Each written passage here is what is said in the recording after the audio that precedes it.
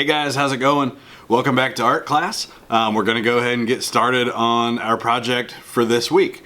This week we're talking about a style of artwork. There's many different styles of artwork. Now, style is different from what kind of art you're making. So when I say style, I don't necessarily mean a drawing, a painting, a sculpture, but the style is like the category that the art fits into. So you can have a normal looking sculpture or a sculpture that doesn't look like anything real at all. They're both still sculptures, but they're different styles. So the main one that we're going to focus on today, the main category of art we're going to talk about for a little bit, is something called abstract art.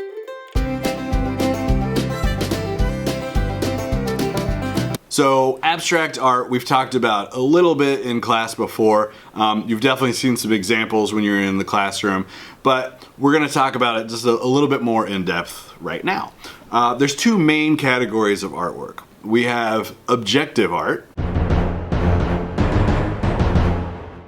which objective art is supposed to look like the real thing. If I sit down and I'm trying to draw a picture of my dog, I'm going to do my best to try and draw the dog exactly as I see him. It's called objective art, which the word object is part of the word objective. So we're trying to make our artwork look like the object we want it to look like when we're done. Now, it doesn't have to look like perfect, like a picture of that dog, but it's still supposed to be based on reality, what the dog really looks like. That is what we do most, I would say, of in art class, because we're usually, as we learn, it's easier to learn about the real things than it is to just sort of make up stuff. So most of the artwork that you've done in here is objective art to a certain degree. The other kind of art, which is really what we're focusing on today, is called abstract art. Abstract art does not have to look like anything real at all. Now it definitely can, and the examples we're talking about today, with the type of abstract art we're talking about today, do sort of, little bit, resemble something from real life, but they don't have to. If you guys remember when you're in the classroom, we've got a couple paintings on the wall that just look like big splatters of paint. That's abstract, doesn't look like anything. The type of abstract art that we focused on today, if you were paying attention to the video I asked you to watch earlier, is called Cubism. So Cubism is like one style inside of abstract art. It's abstract art, but it's like one specific type of abstract art. Cubism was started by a large group of people. One of them, the most famous one probably that came out of it, is Pablo Picasso. Now that was the guy that the video earlier focused on. His painting, The Three Musicians, was the one they looked at and they talked about. So let's talk just a little bit more about Cubism, because you already probably learned a lot from that first video. Why? Why did they want to paint like that? Well, their goal was to try and paint something in as many ways as they could at the same time. If I'm facing directly at you, you see my face one way, but if I'm walking by you, you see my face another way. And if you were trying to paint an objective painting of me, you would only be focused on one way that I was facing at a time. If you were trying to make a cubist painting, you wouldn't care. So maybe part of my face would look like it was looking right at you, part of my face would look like it's turned to the side. So they were looking at the same people, the same objects, the same things from a bunch of different views. They would paint part of it inside and part of it outside so that the light was changed. They were really trying to capture how we kind of actually see things. Now, I know when we look at people, we don't see people that look like Picasso's paintings. That's not really what I mean. But when you think about how we actually look at things in the world and we encounter things and we see stuff and for the first time, and when we're out in nature, we don't always just sit and stare at something for a while. We're usually moving around. We're usually looking at it from different ways. So that was kind of their goal, was to try and find a way to capture the way we actually see things, which is funny because what they ended up with is not something that looks really real at all. So one of the examples that they talked about a little bit in that video is a guitar. So let's talk about that for a minute.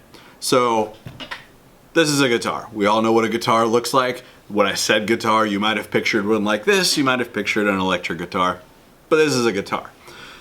This is a Picasso painting of a guitar. Pretty different, right? Now there are parts about it that resemble the guitar over here. We see the hole where the strings go over. The color is similar. Other than that, there's not a whole lot of similarities. Now you could definitely look at this one. I would say most of us could see the shapes and the colors and say, I think that might be about a guitar. But it definitely doesn't look like one we would see a musician playing. Now they didn't just do this with objects, which is kind of what our project today is about. They did it with people too. So here is what Picasso looked like in real life. Here is a self-portrait that Picasso made from about the same time. They said he painted this one when he was 25.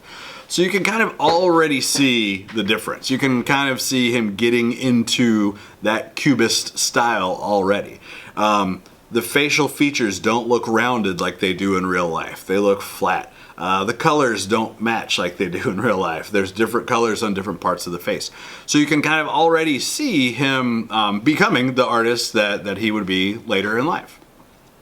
So that's kind of it as far as the examples I wanted to talk to you guys about. So now for our lesson, which is going to be a fun one, we're going to work to create our own sort of Picasso-inspired face. All right, let's get started making some stuff. All right, friends, so let's get started making our Picasso Cubist faces. Today you're going to need some paper, you're going to need a pencil, hopefully you've got a marker or something you can trace with. If you don't have one, it's not a huge problem, but it'll really make your shapes kind of stand out, be easier to see. And also later you'll need something to color with, some crowns, some colored pencils, some markers, whatever you have will be fine. All right, so I'm gonna kind of go through the steps on this first. You don't really need to try and follow along because we want everyone's to end up different. But I'm gonna kind of do an example real quick so you can see kind of what the plan is, what the steps are, and what we're after. You should always use your pencil first in case you decide you want to make any changes, then you can erase it. I'm going to use this marker just because it's easier for you guys to see.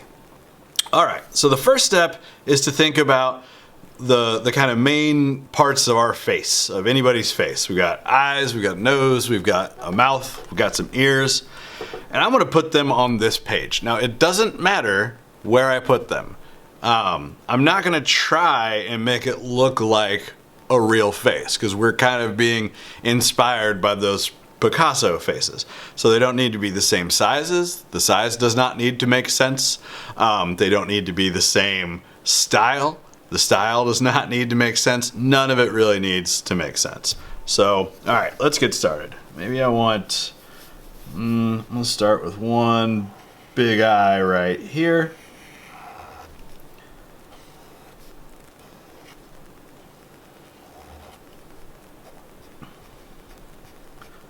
And I might do one small eye down here.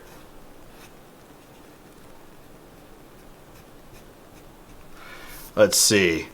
Person needs a nose. I'm going to kind of come back over to this side.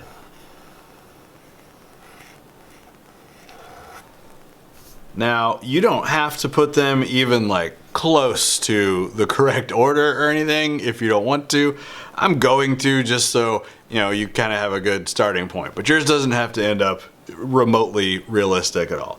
All right, so I got two eyes, a nose. I'm gonna do a mouth. I'm gonna do it somewhere over here.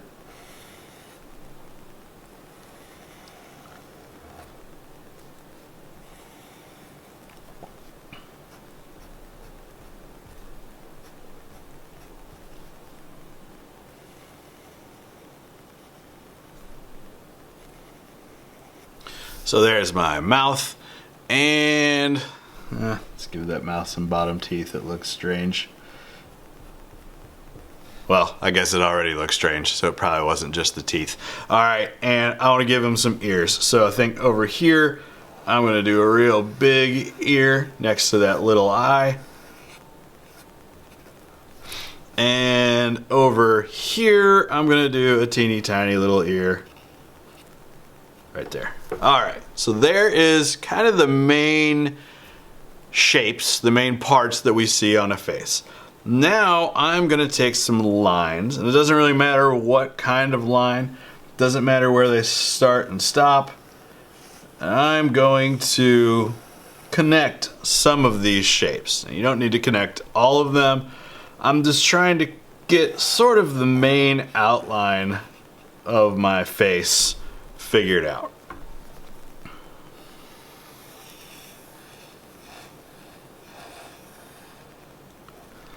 All right, so that looks pretty crazy. Pretty much not normal at all. All right, so I'm gonna add a few more lines in between my outline here. If you wanted to add something else, if maybe I want to turn this into kind of some hair, so I'll go back in and do a little bit more like that on top. That's fine. But I'm going to add a few more lines in here just to kind of break this face up into some different shapes. And that'll make it look more interesting when you are starting to color it. Again, doesn't matter what kind of line. If you want perfectly straight lines, that's fine. If you want curvy lines, that's fine. If you want zigzags, that's fine. If you want wavy lines, it's whatever you want. All right, so there is my face. And boy, that thing looks fantastic. So I am now to the point where if I wasn't already using my marker, I would want to trace. Now, if you've got a marker, you can go ahead and trace with the marker. That would be fantastic. If you don't, maybe use just a black crayon. Anything we can use to make those lines, those shapes stand out better, that's great. Now, when I color this in, I'm going to use a bunch of different colors. Because remember, we're not trying to make this look real at all. So you can color it whatever you want. I am going to use a bunch of, I'd say, bright colors. They'll stand out really well. All right, I'm gonna go ahead and color it. I don't wanna waste a lot of your time, so I'll speed it up real fast, but I do want you to be able to see kind of the final version when I'm done. So give me just a moment and we'll get this thing colored.